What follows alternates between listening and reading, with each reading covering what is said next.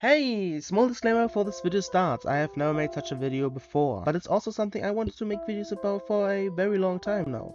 I love Pokemon a lot, and the YouTube channel Loxin and Noggin inspired me with this kind of video and taught me how creative Pokemon designs are. Well, at least modern day designs. If you were subscribed before and hope for Smash related videos, don't worry. I will still do something in the near future, even though I was inactive for over a year now and my last video being, let's say, other dogs. But I'm not going to waste any more time. There are timestamps for different topics in the description. Pokemon is constantly growing, so getting a Pokemon number 1000 was pretty much inevitable, and even years ago people liked to guess what they could do to celebrate it. Of course, guesses are going to be pretty biased and non-logical. It's the mainstream Pokemon community after all. But the usual guesses were a Arceus counterpart, anything Generation 1 related, another evolution for some reason, or just a new mythical that has to exist for the sake of it. But I'm glad none of these bad fanservice ideas happened and that we got something that's actually amazing. On November 5th, 2022, the Pokemon Company featured a teaser on their website.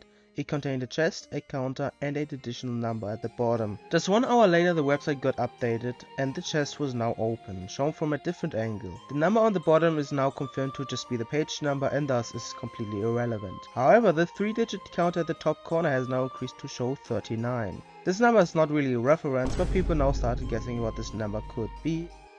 8 full hours later the website got updated again. The counter is now at 359. The camera is now zoomed in and you can see tiny bits of coins in the chest. 1 day later it got another update, showing the chest from the front again and with the counter being at 839. You were able to now change angles, so you can see the chest being almost fully filled with coins. And then it happened. A very last update removed all the images and now has the chest with a play button on it with a link to a YouTube video. This video revealed the Pokemon Gimmighoul, which has 2 forms. One form is the chest form and the other the roaming form who carry around a coin. The video itself mentions the story a girl picking up coin after coin and brought them to Gimmighoul. After collecting 999 coins, Gimmighoul can be seen glowing, but everything fades into black. And the girl starts asking herself why she collected all those coins, like she was captivated to do something she had no control of. Now that we talked about how they announced Gimmighoul, let's talk about Gimmighoul's design origins. Its name is coming from the words gimme or give, mimic and ghoul. Saying its name also sounds like gimme gold or give me gold, which fits very well for a Pokemon that wants gold coins. The word ghoul comes from the Arabic language. A ghoul is an evil spirit that lures people into abandoned places to prey on their corpses and stealing their coins. Gimmighoul's text entry mentions that it sucks the life force out of scoundrels who try to steal their treasure. This also leads us to the mimic part in its name. A mimic is usually a RPG element in many game franchises where a chest is inhabited by a creature. Those usually attack the player when they try to open them or get too close. However, it isn't actually a mimic of Pokemon, but more of a parody, because the chests of Pokemon are Pokeballs which the Electrode line, Amoonguss line and Galarian Stumps already represent. It also lures humans into collecting coins for its own good, basically combining stealing coins and luring humans to other places into one thing. Its appearance is very small, almost looking like a grey puppet or even very childlike. Its antennas and tail kinda resemble a metal detector, specifically forming a dowsing rod, which were used to find minerals like water, gemstones and more below the surface. Which based on its in-game behavior, like moving its antennas around and pointing into various directions, mean it has the ability to detect other gold coins around them. Its eyes are also very similar to gold coins, which most likely is a reference of cartoon characters' eyes turning into different symbols. In many cartoons, rich or greedy characters seeing money will make their eyes turn into dollar symbols, like they only have eyes for one thing, similar to how Gimmighoul only cares for gold coins. Gimmighoul also being associated with the number 999 is a reference to how gold is measured in finesses, because 999 or 3 nines fine is the equivalent of 24 karat, which is the most popular gold format. The fact that the roaming form is always carrying around a gold coin and also being so incredibly tiny means it is based on one of the most famous Catalan folk tales, Patufe. First of all, Catalan is important here because it is an autonomous community in Spain, which is important because Paldea, the region that introduced Gimmighoul, is based on the Iberian Peninsula, which Spain and also Portugal are part of. Anyways, Patufe is described to be a child in size of a rice grain. He is very curious and mischievous, very fitting to Gimmighoul's set behavior. At one point he wanted to show the world that he could be useful, which is also represented by Gimmighoul being pretty useless in the games. Mark these words because it's very important later on. The story of Patufe isn't very important here because the only important parts are that both are tiny, live in Spain and carry around a coin. So, after covering Gimmighoul, it's time to talk about the Pokemon that's actually important here. It's time to give Gimmighoul 999 coins to talk about the origins of one of the best Pokemon of all time. It is time to talk about Gholdengo. Before I start, I just want to say that I love Gholdengo so much. It is my favorite Pokemon of this generation and in my top 5 Pokemon of all time. Anyways, its name is coming from Gold, Ghost and Tango, which is Spanish for I have, which fits very well because it changed Give Me Gold to Gold I Have after evolving. If you pronounce its name, it also sounds like Gold and Go. It could also have Denga in it, which is an old Russian coin which today is worth an astonishing 0.005 rubles or $0.000055 US dollar. Yeah, I don't think it tries to reference that, but it's a funny coincidence nonetheless. Gholdengo, as you might already know, is Pokédex number 1000. It's also made of exactly 1000 coins, which the Pokédex entry confirms alongside its evolution method needing 999 coins. The leftover chest, including the black string and extra silver coin from Gimmighoul, will be used by Gholdengo as a belt around its waist. The hair kinda resembles dreadlocks. Additionally, in its running and swimming animation, it uses a surfboard made of gold and a Pokédex entry mentioning that it can get along well with others. A small side note, that was one of the worst things I have to ever say. That it can get along well with others is such a hard to pronounce sentence, it's unbelievable. Anyways, and it can make friends very quickly, which most likely means it draws inspirations from the classic surfer dude who in media are mostly very nice people. Of course, being such a huge milestone needs to be celebrated and thus appeared officially the first time in Pokemon media outside of the games on January 12, 2023 in a video titled 1000 Pokemon. Celebrating emoji.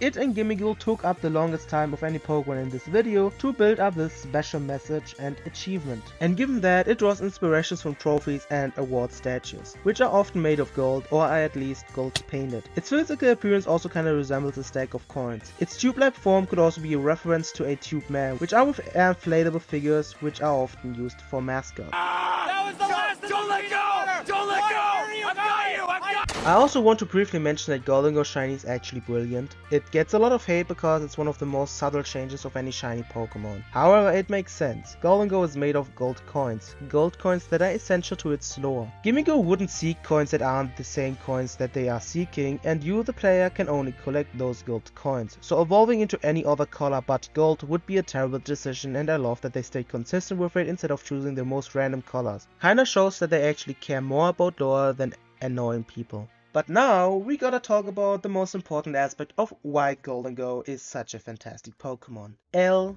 Dorado. What El Dorado is, you may ask? Well, it's complicated, but to make it short, There is no El Dorado. let me explain. At some point in the 15th century, the Muisca, today Colombia, had gold, and they used gold to worship God. Spanish conquistadors heard a legend about a king covering himself in gold dust as offering to the gods. It's called El Hombre Dorado and means the man covered in gold. The Spanish, who use gold as status symbol and as currency, are obviously very interested, and at some point found the Muisca, saw the legend is true, and Spain did what they can do best. It's free real estate. After they collected all their gold, they told themselves there needs to be more, because either you use logical thinking that the Muisca didn't have economic value in gold, so it wasn't worn as an everyday thing, or that they are so rich that there needs to be something bigger, so they made El Dorado, the gold city, completely up. This was just a very small fraction of the story, so I highly recommend to watch the video I have linked in the description. Trust me, it's a really good video. As you can imagine, it was a waste of time and blood, because people were so interested in finding this treasure despite it just being wishful thinking. Let's break the details apart. There's a connection with our Hombre Dorado, the man covered in gold, because Gholdengo is a golden humanoid creature. Obviously, there's a Spain connection and especially the hunt for a treasure. Spanish conquistadors were in a literal gold rush during that time, which the signature move of Gholdengo is representing. At least in Japanese, Chinese and German, where it's called Gold Rush. Why it is called Make It Rain in English? Kinda lame, whatever. Conquistadors were everywhere in the rainforest on the search for El Dorado, similar to how invasively common Gimmighoul are in Paldea. So Gimmighouls are the conquistadors and Gholdengo the Muisca, because Gholdengo is based on El Hombre Dorado. Don't worry, that's not all. Remember the story of Pokemon Scarlet and Violet and that Gimmighoul doesn't want to be useless? Here's the runner.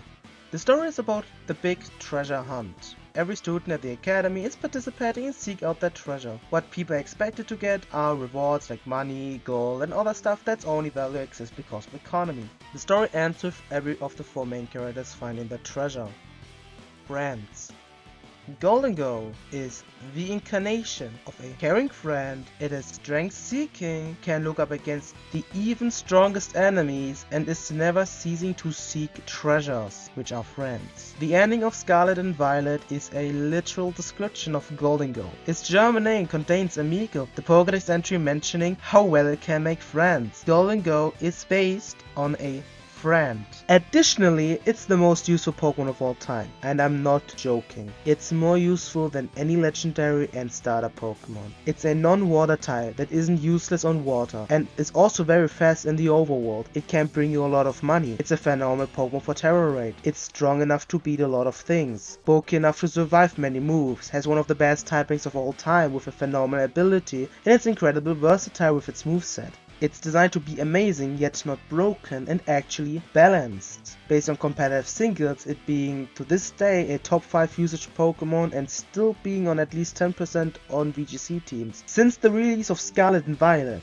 Gholdengo is the treasure, not because it's made of gold, but because it showed the world that it is useful and a friend. Anyone who thinks it's a terrible number 1000 Pokemon is lying to themselves. It is a symbol of friendship to your Pokemon, a trophy, a achievement, and most importantly, your reliable, caring, strong and protecting friend. Thanks for watching. I definitely plan more videos like this. If you liked it, please consider to subscribe. You can also follow me on Twitter for very political tweets. Cheers.